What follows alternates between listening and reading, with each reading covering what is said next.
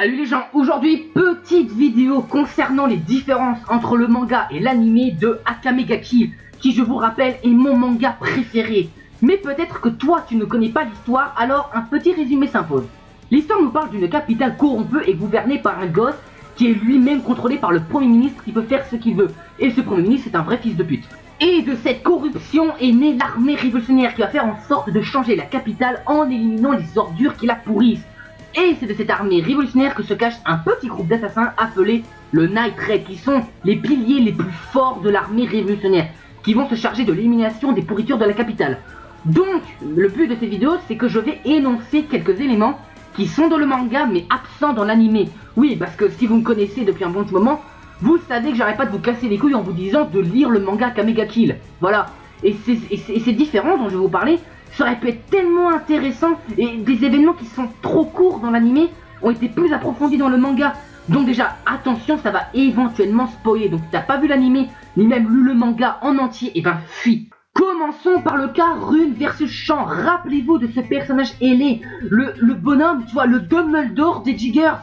Rappelez-vous ce personnage, il nous avait annoncé la raison pour laquelle il avait rejoint les Jiggers, parce que avant il était professeur et ses élèves avaient été massacrés par un personnage en question. Et ce personnage tu le vois dans le manga, putain oui, je te jure que Rune dans le manga, je l'ai apprécié, et vraiment je l'ai kiffé, parce que dans l'anime tu vois, on l'a pas beaucoup exploité, lui il était là comme le susboule tu vois en quelque sorte, mais là dans le manga nada, tu vois clairement le meurtrier de la classe de Rune. Et c'est un fucking putain de clown pédophile. Il bute que les enfants parce qu'il dit que les enfants sont trop purs et lorsqu'ils deviennent adultes, ils deviennent impurs. Mais c'est clairement du ça. T'as un Gripsou là. T'as un nouveau Gripsou. À savoir que ce clown fait partie des Wild Hunt, mais j'en reviendrai après pour ce groupe. Bon bref, Rune versus Champ s'affrontent dans un combat acharné et Rune finit par vaincre ce putain de clown qui a massacré ses enfants, mais il va finir par en mourir. Et là j'étais deg. J'étais tellement deg, putain, j'étais pas prêt. J'étais clairement pas prêt. Et avec Kurome, elle qui avait perdu beaucoup de personnes, d'ailleurs j'en reviendrai avec Kurome après justement, elle a utilisé son sabre pour ramener Rune à la vie. Et ça c'est tellement dommage qu'on l'a pas vu dans l'anime, j'aurais kiffé voir ça putain. Et ça c'est vraiment dommage parce que Rune, dans le manga, je l'ai tellement apprécié. C'est vraiment dommage. Ensuite nous allons nous occuper des Wild Hunt, ce groupe que j'aurais vraiment aimé voir dans l'anime, qui est dirigé par le fils du premier ministre qui s'appelle Shura. C'est tellement dommage qu'ils l'ont pas mis dans l'anime. T'avais des bastons de malades comme Léoné versus Dorothea. T'avais aussi des personnages qui n'ont pas été introduits dans l'anime comme Izu, le clown, ou encore Dorothea comme le personnage tout à l'heure. C'est vraiment dommage, ces personnages avaient un tel charisme que moi j'aurais kiffé de les voir en anime. Et je pense que beaucoup de personnes les auraient appréciés ces personnages. Donc ça c'est vraiment dommage. C'est pour ça que je vous recommande de lire le manga. Ces personnages, ils sont vraiment géniaux, même si c'est des salopards. Ensuite, on s'occupe du cas Kurome. Mon dieu, le personnage de Kurome est 10 fois plus approfondi dans le manga. On comprend que les deux sœurs qui ont vécu le même quotidien n'ont sans cesse essayé de se retrouver l'un l'autre. Il y a même des liens avec l'ancienne équipe d'Akame que tu peux voir dans Akame ga Kill 0. Mais c'est jouissif, putain. Et lors du combat final entre les deux sœurs dans l'anime, Kurome meurt, tu vois, dans l'anime. Mais dans le manga, nada. Et oui, parce que Wave se ramène et avoue ses sentiments à Kurome pour l'emmener loin de la capitale. Il y a même eu un kiss, putain. Il y a eu un kiss. Un putain de kiss. Oui. Wave a réussi à changer le destin des deux sœurs dont l'une devait mourir. Il a sauvé Kurome au nom de nombreux sacrifices. Mais quel homme, putain. Oui. Et c'est de ce sauvetage qu'est né le pardon entre Akame et Kurome qui pourront redevenir des sœurs libres. C'est pas beau ça? Et c'est seulement là que tu peux réellement comprendre pourquoi Akame est le personnage principal. Certes, Tatsumi est mis plus en avant, mais tu peux comprendre avec le lien entre Kurome et Akame pourquoi Akame est le personnage principal de cette série. Tu peux le comprendre, c'est comme ça. Après, chacun sa vision des choses, mais pour moi, je le vois de cette manière-là. Akame est le personnage principal de cette série, et la relation entre Kurome et Akame était juste magnifique dans le manga. Donc, lisez le manga, je me répète. À la 4ème position, j'ai mis la mort de Labak. Alors là, j'étais clairement pas prêt. Lorsque j'ai lu le manga, après avoir vu l'anime, tu ne peux pas croire ce que tu es en train de lire.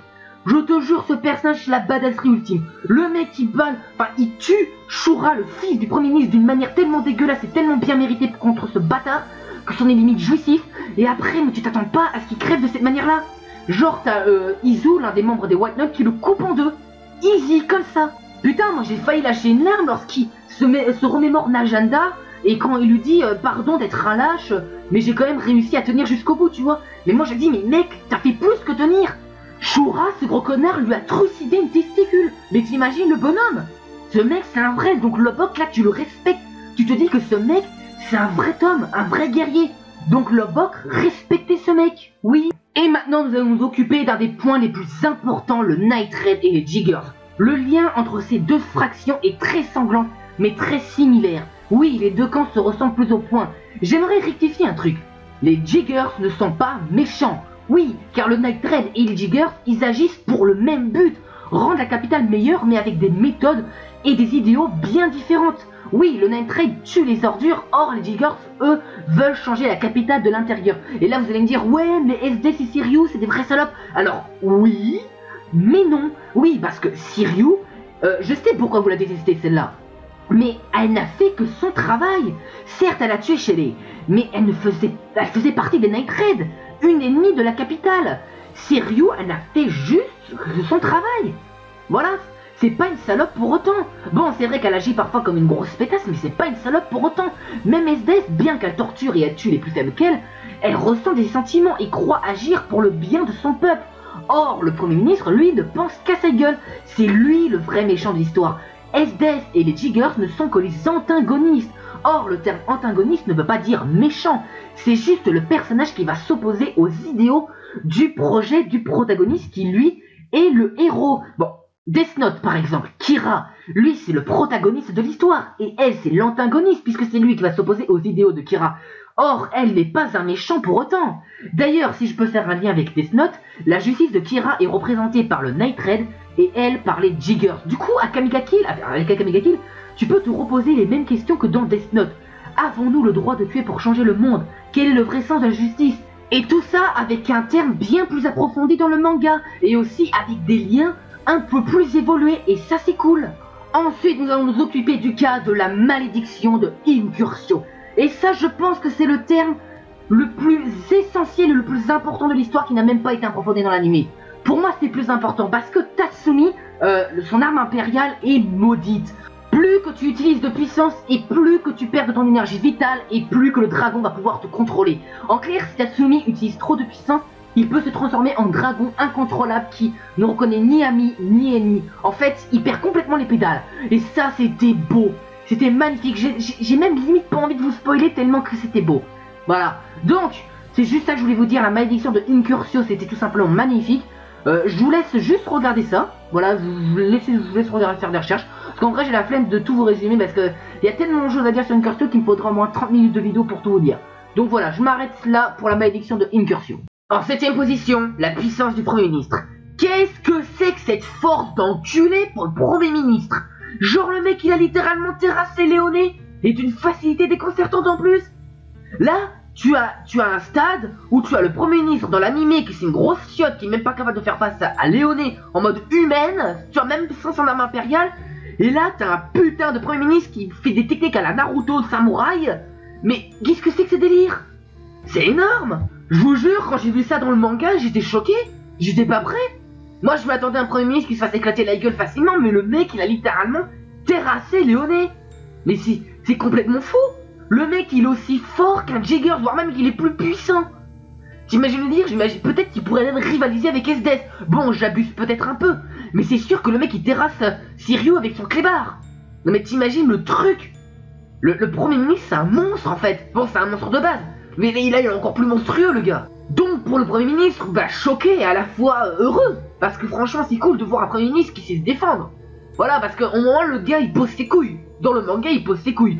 Désolé. Bon, par contre, sa mort est encore plus horrible que dans l'anime que dans le manga. Parce que dans le manga, en fait, il se fait torturer un par les habitants du royaume. Voilà, donc ça, c'est... C'est une mort belle, j'ai envie de dire, digne d'un roi, j'ai envie de dire. Ouais, digne d'un roi. Enfin bref, le Premier ministre, il a une force de malade, donc ne le sous-estimez pas dans le manga. 8ème position, la transformation de Léoné. Le saviez-vous que l'arme impériale de Léoné avait une capacité spéciale, un peu comme Akame lorsque elle se tranche et qu'elle devient de plus en plus puissante, bah, elle a la puissance du démon. Eh ben Léoné, c'est exactement pareil, sauf que elle, c'est la puissance d'un lion, et je vous jure que ça en jette sa race. D'ailleurs, c'est grâce à cette transformation qu'elle a réussi à péter la gueule du Premier ministre. Et du coup, c'était génial. Franchement, c'était génial. Mais c'était aussi limite émouvant, oui, parce que c'est à cause de l'arme impériale de Léoné, enfin, et sa transformation finale qu'elle en est morte. Enfin, il y a aussi une petite similitude avec l'animé, parce que dans l'animé, elle se laisse mourir. Mais quelque part dans le manga, c'est exactement pareil. C'est juste que les circonstances de sa mort sont à peu près différentes. Dans l'animé, c'est juste les balles du Premier ministre qui l'avait tué quelque part. Mais là, c'est son arme impériale, c'est sa puissance, en fait, son corps ne l'a pas supporté. Et puis au final, elle serait morte. Léoné serait morte, mais voilà, elle s'est laissée mourir. Mais pas dans n'importe quel endroit. Elle meurt à l'endroit même où elle a rencontré Tatsumi pour la première fois. Donc en clair, tu vois, Léoné, c'est un peu l'élément déclencheur de ce qui s'est passé. Et Léoné meurt au même endroit où l'histoire a commencé quelque part. Mais c'est clairement ça en fait. Léoné est morte au même endroit où l'élément déclencheur de toute cette histoire a commencé. C'est beau, c'est émouvant, j'en ai même chialé, tu vas me dire, bon, façon de parler, hein, ça m'a ému. Oui, j'ai des sentiments moi aussi. Après, si je peux en revenir sur la transformation de Léoné, je la trouve vraiment classe. Ça leur donne un côté un peu plus sauvage, un peu plus animalier, j'ai envie de dire. Bon, tu vas me dire, sa première transformation, c'était pareil, mais là, c'est un peu plus extrême, et ça la rend beaucoup plus badass, bien évidemment. Donc, la transformation de Léoné, dégoûté de ne pas l'avoir dans l'animé, mais heureux de l'avoir découvert, donc, j'approuve. Ensuite, nous nous occupons de Tatsumi et Mine. Bon, comme vous le savez, dans l'animé, leur relation était assez éphémère, j'ai envie de dire. Parce que, on a su, enfin, on s'en doutait déjà, évidemment, que Mine aimait Tatsumi. Et elle lui a annoncé juste avant de mourir. Or, dans le manga, c'est totalement différent. Si vous êtes clairement des fanboys de ce couple, mais dans le manga, vous allez jouir sur place. Tout simplement parce que Mine avoue ses sentiments bien avant de mourir. Enfin, je vais vous spoiler, hein, puisque de toute façon, je vous ai prévenu que j'allais spoiler. Mine ne meurt pas. Voilà, ça c'est dit. Dans le manga, elle ne meurt pas. Voilà, elle avoue ses sentiments à Tatsumi et pendant une bonne partie de l'histoire, ils sont ensemble. Bref, ils profitent tant qu'ils sont ensemble, tu vois, au cas où que l'un d'entre eux venait à mourir. Et franchement, leur relation dans le manga est juste magnifique. Limite du shoujo, j'ai envie de dire, tu vois le délire? Et ben franchement, c'était beau. C'était génial parce que moi-même, qui adore Mine et qui adore Tatsumi, et j'adore ces deux personnages, j'adore ce couple même, j'étais très heureux de voir ça. D'ailleurs, pour ceux qui se demanderaient pourquoi Mine n'est pas morte, eh bien, tout simplement parce que au lieu d'être morte dans le manga, elle a été paralysée. Voilà, lors de son combat contre le général Bolt, si je dis pas de conneries, le général de foudre, merde, eh ben elle a utilisé trop de puissance et rappelez-vous, dans l'anime, elle en meurt. Sauf que dans le manga, elle est juste paralysée pendant un petit moment. Du coup, elle était hors combat pour le combat final. Et voilà, et pour Tatsumi, je vous ai parlé de sa malédiction. Donc du coup, tu te demandes, putain, est-ce qu'ils vont être ensemble ou pas? Du coup, tu rages quelque part. T'as envie de dévorer ces pages tellement que tu te demandes, mais est-ce qu'ils vont finir ensemble ces deux connards? Voilà, je sais pas pourquoi je les traite de deux connards, parce que je les aime bien, mais j'en sais rien. Et c'est au tout dernier chapitre d'Akame ga Kill que j'ai kiffé de les voir ensemble. Que j'ai vraiment... Mais j'étais ému, franchement. La scène avec Tatsumi en forme draconique et Mine, c'était beau. Voilà, c'était magnifique. Comme j'ai prévenu que j'allais spoiler, je peux enfin le dire. Mine et Tatsumi sont vivants et ils sont ensemble à la fin. Voilà, c'est dit. La seule chose que je vais pas vous spoiler, c'est la malédiction d'Yenkursio. Ça, je ne vous dirai rien, vous le découvrirez tout seul. Mais c'était beau, c'était magnifique, j'ai kiffé cette scène. Voilà, la scène finale avec Mine et Tatsumi, c'était beau, magnifique. Voilà, moi qui suis fan des shoujo, voir ça dans mon manga préféré qui puisait, c'était beau, c'était magnifique. Voilà, là c'est mon cœur de fanboy qui parle. Là c'est pas mon cœur normal, c'est mon cœur de fanboyologie qui parle. Donc je me répéterai jamais assez, mais lisez le manga, lisez-le, il est juste génial. Voilà. Oui, c'est mon cœur de fanboy qui parle, mais lisez-le quand même. Voilà, parce que je vous l'ordonne, et bien parce que c'est cool. Voilà. Et comme je déteste les chiffres impairs, je vais rajouter un petit disque, la fusion d'armes impériales. Donc tu peux fusionner deux armes impériales. Je vous rappelle, en temps normal, aucun être humain ne peut supporter plus de deux armes impériales, mais Wave a réussi à le faire pour sauver Kurome. Voilà. Bon, c'était un tout petit disque parce que je déteste les chiffres impairs. Voilà, je voulais pas terminer sur un 9. Donc ça sera un numéro 10. La fusion de deux armes impériales est possible.